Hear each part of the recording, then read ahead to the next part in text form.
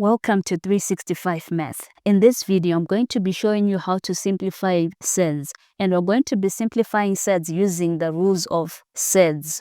A surd is in its simplest form when the number inside the square root sign is as small as possible. So I'm going to look at an example whereby we want to simplify the square root of 75 times the square root of 98. And we're going to say, using the rules of surds, the square root of 75, the first thing that we would want to do always when you're simplifying surds is to try and figure out whether you can get a perfect square from whatever surd that you will be dealing with. So in this case, when you look at the square root of 75, we know that 25 is a perfect square. Hence, we can say the square root of 25 multiplied by the square root of 3, which gives us 75. Because remember, the rules of surds, square root of 25 times square root of 3 is equal to square root of 25 times 3, which is square root of 75. So now we have root 25 times root 3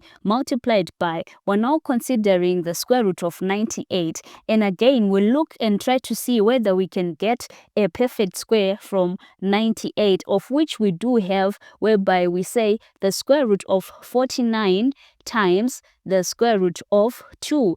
49 times 2 gives us 98. So now that we have root 25 by root 3 by root 49 by root 2, we can then rewrite this as root 25 is equal to 5 times root 3 remains as root 3, that's the smallest number there, times root 49 is equal to 7 times root 2, which we cannot further simplify. So now we are left with integers 5 and 7, which we're going to multiply and say 5 times 7 is equal to 35. Then we have root 3 times root 2, which is root 6. So there we have it. There is our final answer, 35 root 6.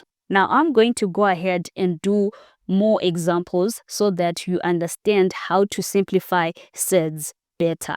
Number 1, we're asked to simplify part A, root 48. So remember, you always try to find whether you can get a perfect square from the number that you've been given. And if we look at root 48, we can get a perfect square of 16. Hence, the square root becomes root 16 times 3. And we can then rewrite this as root 16 times root 3, and then we know that root 16 is equal to 4 because 4 times 4 is 16. So our answer becomes 4 root 3 for part A. And then part B, we're given root 180. Again, we'll try to look whether we can get a perfect square, and in this case we do get a perfect square of 36. Hence this becomes root 36 times 5, and now we can rewrite this as root 36 times root 5, and root 36 is equal to 6.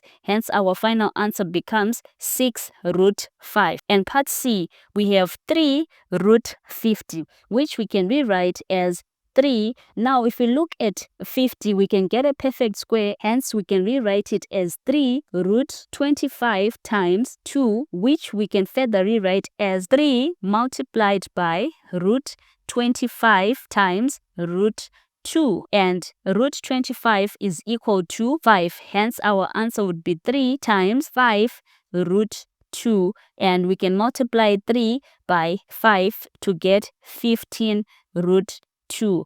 This is how you simplify this. I'll do a last example, which is a bit more complex. Number 2, we're asked to find the value of k. So part A, we're going to get rid of the square root sign, and that means we are squaring on both sides, and by so doing we end up with 60 is equal to k times 15, or we can rewrite it as 15k. So 60 is equal to 15k, and then to get k we divide both sides by 15. Hence we'll be left with k is equal to 60 over 15, and dividing this we get our k is equal to 4. That is the value of k, and we can just double check by saying 4 times 15 and we get 60, which is what we actually want. So our value of k for part A is equal to 4. And then part B, we have root 18 is equal to 3 root k. Again, to get rid of the square root sign, we are going to square both sides. And when we square both sides, we remain with 18 is equal to 3 squared, which is 9. And the square root of k squared is equal to k. So now we have 18 is equal to 9k. And to get k, we divide both sides by 9, leaving us with k is equal to 18 over 9. Now k is equal to 2. So there you have it. This is how you get the value of k by using the rules of surds. I hope you learned something, and thanks for watching. Please do hit the subscribe button for more videos. I'll see you in the next one.